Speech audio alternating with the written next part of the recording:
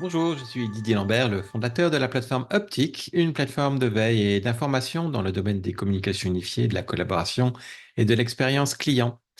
Aujourd'hui, j'échange avec Frédéric Canuet, qui est chargé de produits digitaux chez l'éditeur Eloquent.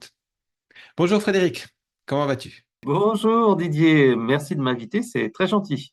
Je t'en prie, bienvenue sur cette chaîne encore relativement récente de Uptic. On est là pour parler d'IA aujourd'hui ensemble, mais auparavant, est-ce que tu peux, s'il te plaît, nous rappeler qui est Eloquent et ce que vous faites sur le marché? Donc Eloquent est éditeur de logiciels de centre de contact et d'enquête de satisfaction client et collaborateur. Ça fait près de 25 ans qu'on est sur le marché. On a à peu près une centaine de collaborateurs. On gère quasiment un demi-milliard d'interactions chaque année, que ce soit du mail, du chat, même des conversations avec les robots, justement, l'IA, ce qui nous intéresse. Et sur la partie enquête de satisfaction, on envoie quasiment 150 millions d'enquêtes chaque année, que ce soit justement de l'enquête SMS, email, vocal. Et là encore, on utilise beaucoup l'IA pour faire de l'analyse des conversations, l'analyse des données, l'analyse des enquêtes, jusqu'à en fait du crawl en fait sur le web, puisqu'en fait de plus en plus les gens s'expriment aussi sur le web et il faut comprendre ce qu'ils disent et analyser leur remontée pour améliorer les produits et bien sûr améliorer la satisfaction client et les parcours clients. D'accord. Alors c'est vrai que moi je vous connais plus sur la partie expérience client en fait, mais il y a d'autres modules très complets aussi qui sont à dispo. Alors même si tu as déjà commencé à déflorer le sujet, mais quand on parle d'IA, en fonction de la personne à qui on s'adresse, les définitions ou les périmètres sont différents. Donc pour recentrer sur Eloquent, quand on parle d'IA, de quoi on parle chez Eloquent, s'il te plaît? Alors, chez nous, chez Locan, la partie IA va servir à plusieurs niveaux. Tout d'abord, pour gérer en fait tout ce que j'appelle les interactions front office, c'est-à-dire les interactions qui sont en liaison directe avec les clients. Le plus courant, c'est le fameux chatbot ou le callbot. Le callbot, c'est donc l'agent au téléphone qui répond aux demandes. Ça, c'est vraiment ce qui va permettre d'automatiser et de self-careiser, c'est-à-dire faire du self-care, aider les gens à traiter eux-mêmes leurs problèmes ou à filtrer les interactions en amont d'interaction. Après, tu as l'usage de l'IA en back-office. Alors, en back-office, ça peut se faire à un premier niveau, qui est tout simplement au niveau des agents, pour aider les agents à être plus efficaces. Et ça se fait à plusieurs niveaux. Le premier et le plus efficient, lorsqu'on est tout simplement au téléphone dans un centre de contact, c'est le résumé de conversation et la transcription. Ça, c'est véritablement un pain point qui est vraiment important, puisqu'en fait, les agents, soit en fait, ils passent du temps à taper en fait un résumé sur leur ordinateur, donc ils perdent un peu de temps, soit tout simplement ils font des abréviations qui font quelques signes, quelques lignes qui sont totalement inexploitables par les personnes qui sont derrière et qui permettent juste éventuellement aux collègues de comprendre ce qui s'est passé et encore. Et donc en fait là c'est vraiment un gain de temps avec ces fonctionnalités qui sont arrivées avec l'IA générative de résumé de conversation téléphonique. Et ça c'est assez sympa et on voit bien que au niveau des agents, tu vois, au début, ils sont un peu réticents. Ils me disent toujours, ouais, mais moi, je vais modifier le résumé, je vais être capable de faire d'ajouter des petites choses. Et on se rend compte que plus l'usage va, moins il modifie en fait les résumés type, parce qu'en fait finalement je dis c'est peut-être pas 100% de ce que je te dirais, puis le petit truc en plus, finalement c'est pas essentiel. Donc voilà, donc cet aspect productivité se retrouve également ce que nous on appelle l'agent assist. L'agent assist, ça peut être en fait un chatbot qui est cette fois à usage interne et qui va permettre en fait aux conseillers de travailler plus efficacement. L'intérêt, c'est de leur mettre à disposition un bot qui va les consulter une, deux, trois bases de connaissances qui sont parfois des pages web, parfois de la documentation, parfois de l'intranet, enfin peu importe. Et là, en fait, ils posent leurs questions et ils ont les informations et surtout, ils ont la référence, ce qui leur permet de vérifier si c'est OK ou pas. Parce que c'est un des gros problèmes sur l'IA générative. L'IA générative, elle ne sait pas dire non. Et elle ne sait pas dire je ne sais pas. Au contraire de l'IA classique, où on était plutôt sur de la détection d'intention avec des mots-clés et de la probabilité qui était beaucoup plus stricte sur la compréhension, mais qui était beaucoup plus juste sur la réponse. Donc ça, c'est cette partie donc qui va aider l'agent à être plus efficace. Et Mhm. après, donc il y a la troisième partie, qui est la partie, je dirais, un petit peu au niveau managérial ou expérience client. Et là, en fait, on va plutôt utiliser l'IA générative pour aller exploiter des données. C'est-à-dire qu'on va, par exemple, analyser un gros volume de données comme des données d'enquête de satisfaction, des retours d'avis clients sur le web, même des conversations téléphoniques, ce qu'on appelle Mhm. le speech analytics. Et en fait, on va identifier, par exemple, sur les parcours clients, quels sont les irritants, qu'est-ce qui va vraiment remonter au niveau des clients sur l'insatisfaction, est-ce qu'il y a des signaux faibles. On a un cas qui était assez intéressant, c'était Geodis, et Geodis en fait avait donc ces enquêtes de satisfaction analysées par les outils d'analyse sémantique, et là en fait ce qui se passait c'est qu'ils ont remarqué ce qu'on appelle des signaux faibles avec des bonnes pratiques, c'est-à-dire qu'ils voyaient que lorsque le conducteur porter les aliments ou les meubles, etc., à l'étage avec les personnes, c'était peu nombreux, mais à chaque fois, il y avait une extrême satisfaction. Et en fait, désormais, c'est Geodis, il y a donc cette option-là de monter à l'étage. C'est une option payante parce que tout simplement, ça génère une satisfaction positive, alors que des fois, on voyait bien que ça faisait aussi de l'insatisfaction très négative. Attention, il y a deux types d'IA, enfin plusieurs types d'IA d'ailleurs. Il y a des types d'IA, Large Language Model, qui sont là en fait pour analyser des gros volumes de données, donc il faut des analyses vraiment sur des gros corpus. Et après, il y a l'analyse sémantique classique, où en fait on va utiliser des moteurs un peu plus traditionnels sur la détection de mots-clés, qui sont quasi aussi efficaces, mais qui sont beaucoup moins chers et qui Mhm. sont beaucoup plus rapides pour des traitements de données. Donc parfois, il faut se dire, les outils d'IA génératifs sont pas forcément les meilleurs. Nous, on mixe les deux parce que tu as un coût économique, tu as un coût écologique qui commence à être important, en particulier quand tu fais des gros volumes. Quand tu as des milliers de conversations, ça finit par coûter cher de le faire faire par l'IA et donc il vaut mieux passer par soit en fait des modèles open source qu'on propose, soit en fait passer par l'IA classique qui fait quand même très bien le job. D'accord. Alors, tu devances pas mal de questions que j'avais l'intention de te poser. Moi, ce que je retiens surtout, cette question de curseur, en fait, entre les IA génératives dont tout le monde parle aujourd'hui et les IA plus historiques. Par contre, l'IA, donc, il y a ce qu'on en fait. Et puis, il y a les briques. Tu as commencé à évoquer les questions de LLM, notamment.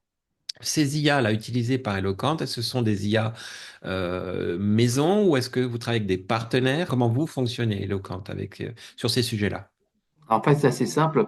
On dispose en fait de nos propres outils d'analyse sémantique, donc l'IA classique, l'IA traditionnelle, depuis au moins 10 ans. Et donc, en fait, on avait notre propre outil qui était développé en plus en partenariat avec des grosses entreprises. Par exemple, notre grammaire relation client avait été testée initialement par la Maïf. On a des ingénieurs linguistes chez nous qui sont chargés en fait de faire évoluer ces outils-là. En plus, on a une cellule de doctorants qui sont là pour travailler sur aussi l'évolution des outils.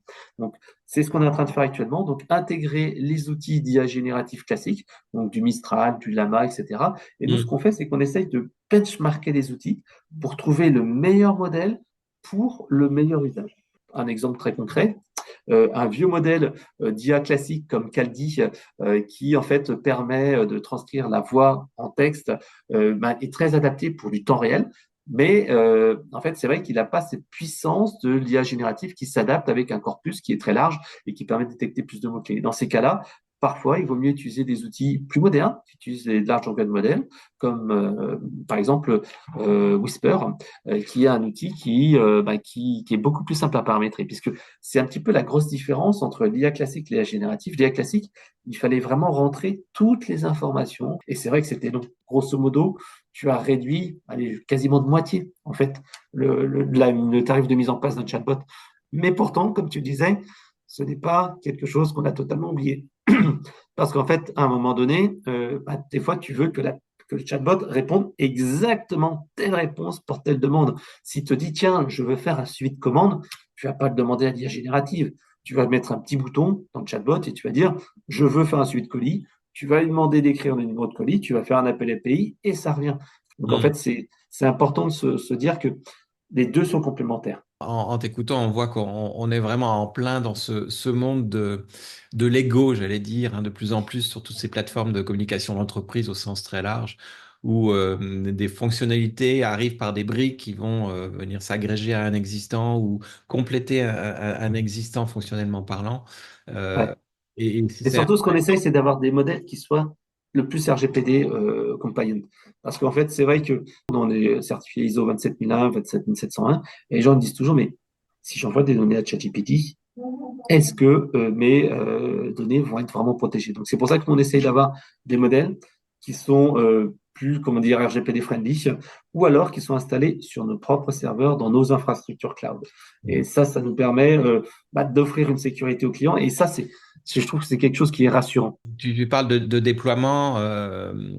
Quelles sont aujourd'hui les architectures possibles pour déployer ces IA, alors qu'elles soient entre guillemets historiques ou plus récentes avec l'IA générative?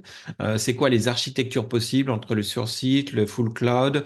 Nous, en tant qu'éditeur, on se doit véritablement d'avoir une structure de coût qui réponde aux besoins du marché. Parce qu'en fait, si on fait appel, par exemple, à du ChatGPT avec des modèles qui coûtent assez cher, et ben en fait, ça va être impossible pour nos clients de tout transcrire leur conversation, de tout résumer leur conversation parce que ça coûte trop cher. Nous, on essaie quand même de travailler sur cet aspect rapport qualité-prix qui est vraiment important. Le deuxième point, c'est autant que faire se peut, on utilise en fait des technologies qui sont installées en fait sur nos infras, nous. Alors, sur nos infras, c'est du cloud. Bien entendu, on ne fait plus de on-premise. Donc, nous, on essaye plutôt de proposer à nos clients des infrastructures qui sont sécurisées, validées sur notre cloud privé. Donc, Hmm. nous, on ne choisit pas du cloud, comment dire, international, Amazon, etc., puisqu'en fait, on estime que c'est pas assez sécurisé pour nos clients. Et surtout, dans nos clients, on a quasiment, je pense, 20% de nos clients qui sont dans le domaine des mutuelles assurances, banques. Hmm. Et ces sociétés-là, qu'est-ce qu'elles réclament? Elles réclament la certification HDS. Oui, oui, Voilà. donc pas d'hyperscaler comme un certain nombre d'acteurs aujourd'hui le proposent, et une volonté de maîtriser en fait complètement toute l'infra qui assure la prestation de service que vous proposez à... Mais ça n'empêche pas aussi d'utiliser quand même les technologies modernes. C'est-à-dire que tu vas pas en fait avoir un serveur par client, etc. Mais bien sûr, tu auras des machines virtuelles qui vont automatiquement augmenter selon la capacité et les besoins des clients. Et ça, c'est vraiment important. Oui, oui, beaucoup plus flexible, beaucoup plus scalable, comme disent certains maintenant dans le jargon.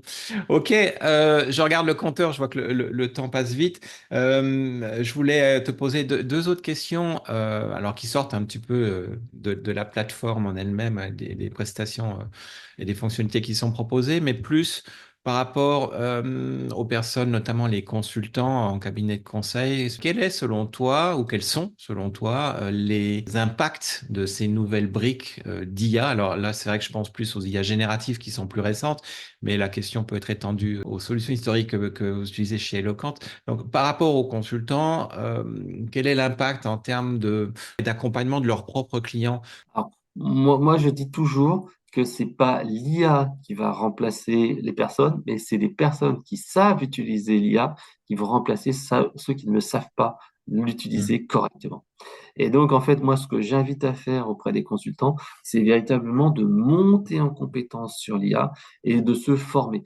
Et donc, moi, j'invite véritablement les gens, consultants, à suivre l'actu et se dire, bah, tiens, il y a quelque chose qui change. Qu'est-ce que je dois savoir? Après, il faut pas non plus tomber dans la techno pour la techno. Et surtout, ce que je vois, c'est qu'il faut trouver les bons use cases. Parce que l'IA générative permet de faire énormément de choses, mais il faut l'utiliser à bon escient et au bon endroit et au bon moment. Hmm. Par exemple, il y a des choses en fait où l'IA générative n'est pas forcément la plus intéressante, comme je disais, entre l'analyse des verbatims, le classement. Parfois, vous m'utilisez sur l'IA classique ou l'IA générative. Se dire, tiens, je veux absolument de l'IA générative, ça n'a pas d'intérêt, c'est un coût écologique qui est important. Deuxième chose, moi, ce à quoi je crois le plus, c'est l'intégration de l'IA générative dans les outils du quotidien, en particulier dans Hmm. notre cas de figure, le centre de contact, parce que on remarque bien que si les gens n'utilisent pas les outils d'IA dans leur quotidien, qu'ils n'en font pas une routine, eh ben en fait, c'est abandonné. Tu vois, on propose également dans notre outil une analyse des sentiments. Et c'est vrai qu'en démonstration, c'est toujours marrant de montrer, mais ce que moi, je me rends compte dans la réalité du terrain, c'est qu'en fait, les gens utilisent peu ou pas. Pour moi, un consultant doit se concentrer sur les bénéfices concrets que ça doit apporter dans l'entreprise, donc se concentrer sur les pain points, là où on va pouvoir apporter de la valeur, corriger en fait une insatisfaction ou apporter plus de valeur ajoutée. Et c'est là en fait qu'on reprend un peu notre philosophie d'analyse des quatre types d'interactions, qui sont Hmm. les interactions d'abord à polluantes. Les interactions polluantes, c'est des interactions qui ne sont pas destinées. Et ça, justement, l'IA doit permettre de pouvoir les éliminer. Hmm. Deuxième chose, il y avait les interactions à faible valeur ajoutée. On n'a pas besoin d'un humain. Au contraire, on veut quelque chose de simple, facile à utiliser. Et là, le self-care avec de l'IA, du chatbot, du callbot, permet d'offrir un service 24/7. Troisième type d'interaction, les interactions à valeur ajoutée, où l'humain apporte du conseil, de la réassurance. Et le dernier point, grâce au temps qui est dégagé par les deux premiers items, et ben, tout simplement, on va essayer de faire du proactif et du prédictif. Et ça, c'est vraiment, pour moi, le futur. Parce qu'en fait, avec l'IA générative aussi, le problème, c'est qu'on va arriver sur en fait une standardisation des réponses. Et c'est Hmm. vrai que tout le monde va avoir un petit peu la même réponse. Et c'est pour ça qu'il faut travailler sa charte relationnelle. La charte relationnelle, c'est la manière dont on va bien sûr répondre par écrit, mais aussi par oral. Et c'est là qu'on pourra faire la différence. Donc, il y a, au-delà de la technologie, il y a vraiment aussi, moi j'ai bien noté la question des collaborateurs qui seront familiarisés et utiliseront l'IA et ceux qui n'auront pas fait cet effort-là et qui pourraient à un moment donné le regretter. Donc, une logique, si on revient sur le rôle des consultants aussi, d'accompagnement et d'appropriation de ces outils qui soient, dans un premier temps, peut-être pas intégrés directement dans les outils, mais à terme, probablement, oui, je suis assez d'accord. Oui, c'est ça. Mais pour moi, le véritable gain de productivité va arriver là, puisque quand tu demandes en fait aux agents, et même aux salariés dans les entreprises, ils utilisent souvent de manière, comment dire, discontinue ou opportuniste les outils d'IA. Là, en fait, il n'y a pas encore ce réflexe-là parce que c'est pas intégré dans tous les outils. Et c'est pour ça que nous, cette année, on a fait un gros effort R&D pour proposer de l'intégration native du speech to text, du résumé, de la suggestion de conversation et d'analyse en fait des verbatim, parce qu'en fait, on sait très bien que c'est ça qui va véritablement aider dans les Mm. années à venir et qui permettra de faire la différence. Parce que quand tu es dans un contexte économique difficile comme le nôtre, et ben en fait, tu dois, essayer de maîtriser tes coûts, mais en même temps, tu ne dois pas nuire à l'expérience client et donc tu dois laisser le côté humain et faire en sorte que la personne, quand elle a vraiment un souci, il faut absolument l'aider. Et c'est vrai que c'est un vrai jeu d'équilibre, d'équilibriste en fait, pour les responsables de la relation client, de Oui, choisir clairement. entre les deux. Voilà. Alors, juste pour terminer, tu as parlé d'IA prédictive. Si je te demande de faire quelques prédictions sur l'avenir de ces briques d'IA là, qui arrivent dans l'entreprise, s'il y a un ou deux points essentiels qui, à ton avis, vont être marquants, ça serait lesquels? Alors, je dirais à plus long terme, échéance 1 an, 2 ans, je dirais la vidéo dans le domaine de la relation client. Pour l'instant, on arrive à faire des avatars vidéo qui sont un peu plus user-friendly. Donc ça, je pense que euh, d'ici 2 ans, on aura quand même plus d'IA visuels qui sont quand même plus agréables. Après, il y a tout cet aspect écologique qui peut être un peu compliqué. Mhm. Deuxième chose, je dirais, attention, pensez low-tech. En tant que consultant, on a souvent un petit peu l'envie de montrer des choses un petit peu techno, des choses qui font un petit peu rêver, etc. Sauf que souvent, on arrive à un même résultat avec des technologies qui sont beaucoup moins chères. Je te donnerai un exemple. On a parlé tout à l'heure de Callbot. Le Callbot, c'est des projets entre 3 et 6 mois de mise en place. C'est des projets qui coûtent chaque mois plusieurs centaines, voire plusieurs milliers d'euros d'abonnement. Donc, il y a un coût de mise en place de plusieurs dizaines de milliers d'euros. Des fois, on peut faire des choses beaucoup plus simples, par exemple avec le SVI visuel, qui permet tout simplement, quand tu es au téléphone et tu es en attente, et que le bot il te dit, ou le standard, le SVI, te dit, les agents sont occupés, ou pour cette demande, est-ce que vous souhaitez le traiter par vous-même? Je vous envoie un SMS avec, par exemple, un moyen de pouvoir demander son solde de compte. Et ben en fait, à ce moment-là, tu reçois en fait un SMS sur ton téléphone portable, et en fait, avec ça, tu peux naviguer avec une interface optimisée. Et ça, ce genre de S visuel, ça coûte, allez, quasiment, allez, entre 5 et 10 fois moins cher. Ça se met en place en, allez, 2 semaines, 3 semaines, et ça a un niveau de satisfaction qui est similaire. Donc, voilà, pensez low-tech. C'est ça qui est important de se dire, c'est que ne pas systématiquement se laisser séduire par les dernières choses à la mode. Et je pense que cette chose-là sera importante en plus dans un contexte économique un petit peu difficile.